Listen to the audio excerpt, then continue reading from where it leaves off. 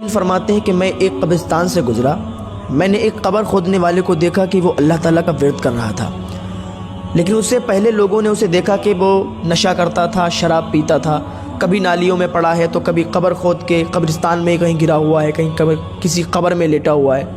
لیکن اس دن جب میں گزرا تو میں نے اسے دیکھا کہ وہ اللہ تعالیٰ کا ورد کر رہا تھا، اللہ اللہ کر رہا تھا۔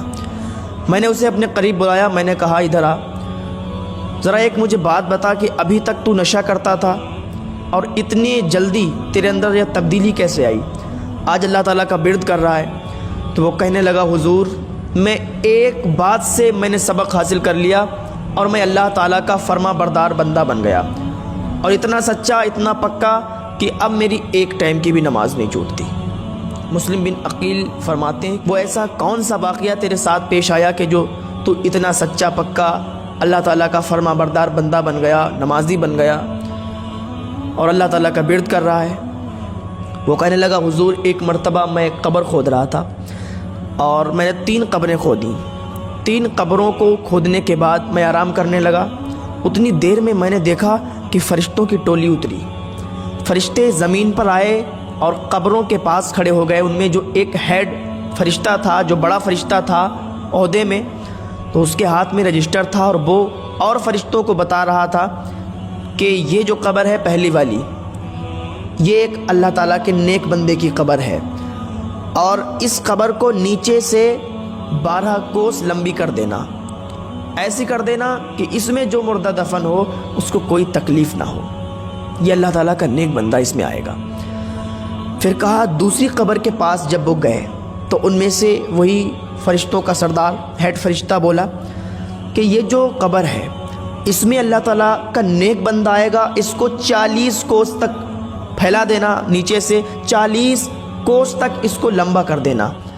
اتنا کہنے کے بعد وہ آگے بڑھ گئے، دوسری قبر میں جب گئے، دوسری قبر کے پاس جب گئے تو وہ فرشتہ بولا کہ یہ جو قبر ہے یہ اللہ تعالیٰ کے نافرمان بندے کی قبر ہے اور یہ گناہگار بندے کی قبر ہے، اور اس میں عذاب ہونا ہے، اور اس قبر کو اتنا ملا دو اتنا ملا دو کہ اس مردے کی ایک پسلی ادھر آ جائے اور ادھر کی پسلی ادھر آ جائے، اس پہ عذاب ہونا ہے اللہ تعالیٰ کا۔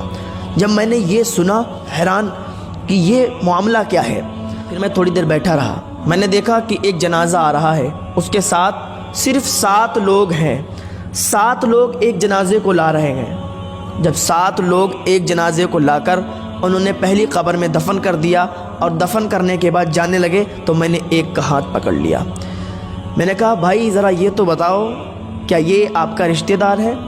اس نے کہا نہیں یہ میرا رشتہ دار نہیں ہے۔ کہا پھر کوئی جان پہچان کا ہے؟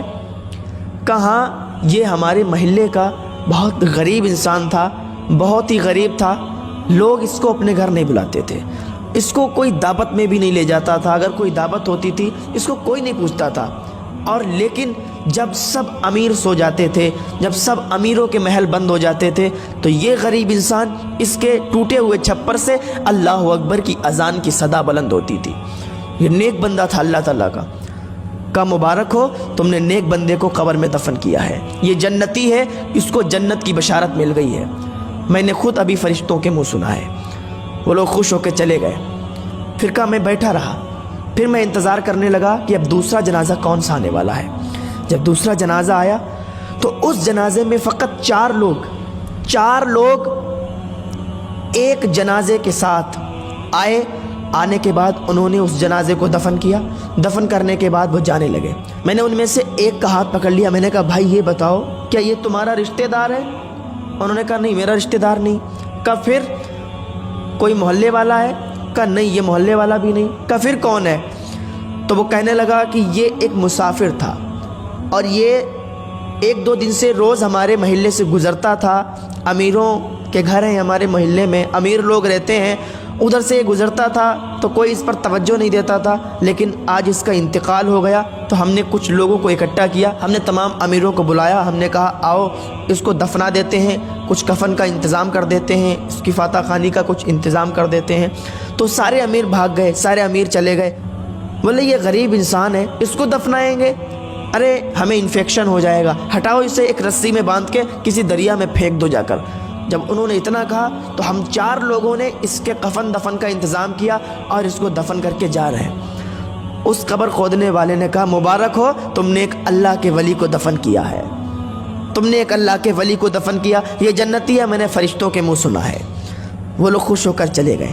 اب جب لاسٹ میں جو جنازہ آنے والا تھا وہ دیکھ رہا تھا وہ کون سا جنازہ ہے۔ دیکھا کہ بہت ہی دھوم دھام سے لاکھوں آدمی اس جنازے کے ساتھ، پھولوں سے مالا سے پوری چارپائی سجی ہے، لوگ نعرے بلند کرتے آ رہے ہیں۔ جب وہ جنازہ آ گیا تو لوگوں نے پوچھا کہ کوئی قبر خالی ہے؟ تو میں نے کہا ہاں ایک قبر خالی ہے۔ کہا کتنے روپے؟ میں نے کہا 1000۔ تو ان امیروں نے 1000 روپے لے کر اور میرے منہ پر مار دیے، بولے دور ہٹ جا، اب یہاں امیر کا جنازہ ہے، امیر کو دفن کرنے والے ہیں، تو ہٹ، یہاں سے انفیکشن پھیلا رہا ہے۔ بولے میں ہٹ گیا دور۔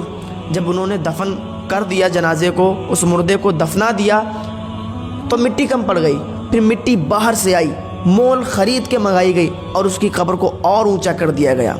اور میں دیکھ رہا تھا اور میں سوچ رہا تھا کہ فرشتوں نے کہا تھا کہ جو تیسرا انسان اس میں آئے گا اس کی قبر میں عذاب ہوگا۔ میں یہ سوچ کر بڑا افسوس کر رہا تھا۔ پھر جب وہ جانے لگے ان میں سے میں نے ایک کا ہاتھ پکڑ لیا۔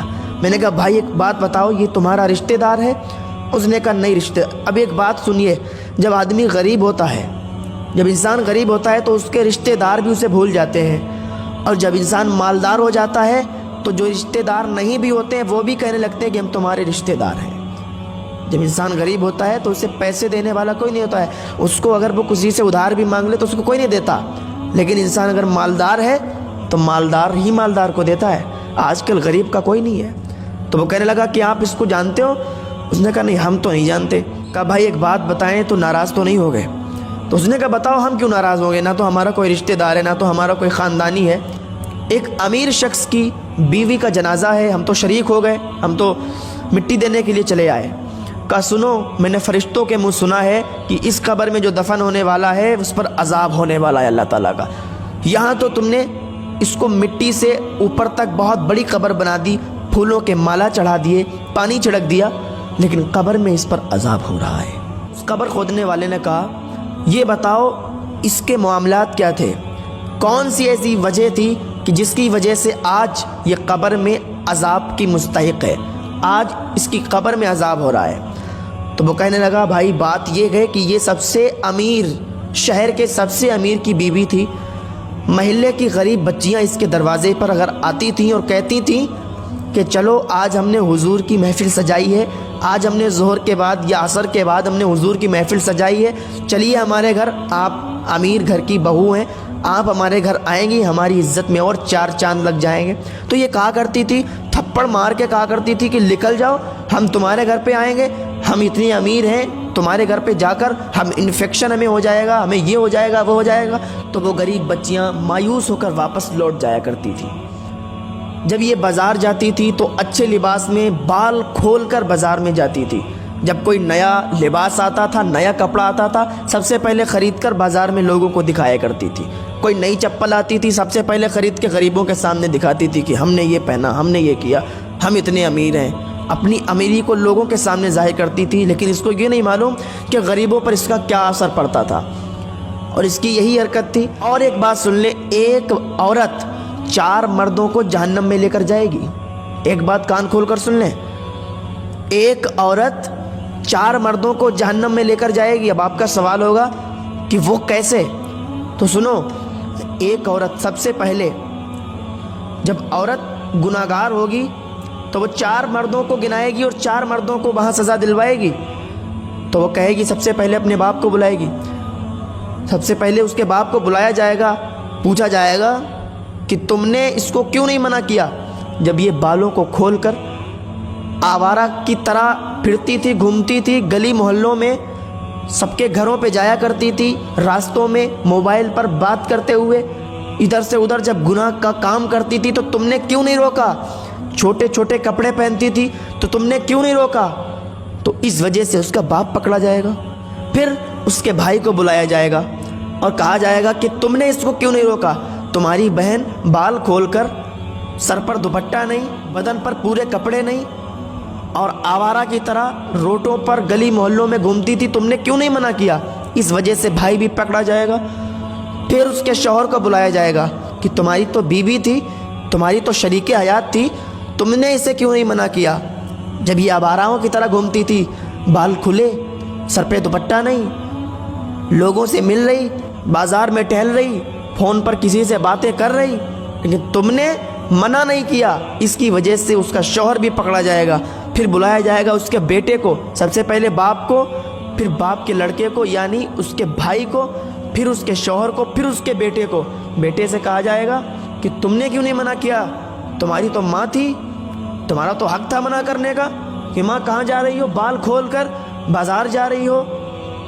آج کل اتنی بے حیائی ہو گئی ہے کہ امیر گھروں کی بچیاں, امیر گھروں کی عورتیں آواراؤں کی طرح گھومتی ہیں, بدن پر پورے کپڑے نہیں, سر پر دوپٹہ نہیں, اور آوارہ کی طرح باہر گھوم رہی ہیں. حساب لیا جائے گا, حساب. کل میدان محشر میں پتہ چلے گا کہ یہ ہم لوگ بتاتے بتاتے تھک گئے, یہ ہماری ذمہ داری ہے کہ آپ کو بتایا جائے, لیکن ہم لوگ بتاتے, آپ لوگ عمل نہیں کرتے. ہم بتائیں, آپ عمل نہ کریں تو ہماری پکڑ نہیں ہے. اگر ہم نہ بتائیں تب ہماری پکڑ ہے. تم تو کہہ دو گے کہ ہمیں بتانے والا کوئی نہیں آیا. وہاں پوچھا جائے گا کہ تمہیں بتانے والا کوئی نہیں تھا, تو اس وقت ہم بھی وہاں گواہی دے سکتے ہیں, ہاں ہم نے بتایا تھا. وہ انسان کہنے لگا کہ آج اس پر جو عذاب کا سبب بنا ہے, آج جو اس پر عذاب ہو رہا ہے وہ اس کی کرتوتیں ہیں. یہ امیر بن کے غریبوں کو بہت گرا ہوا انسان سمجھتی تھی, اور اسی کی وجہ سے, اس کے تکبر کی وجہ سے آج اسے اس کی قبر میں عذاب ہو رہا ہے. اللہ تعالی ہم کو تکبر جیسی بیماری سے محفوظ فرمائے, غرور گھمنڈ جیسی بیماری سے محفوظ فرمائے.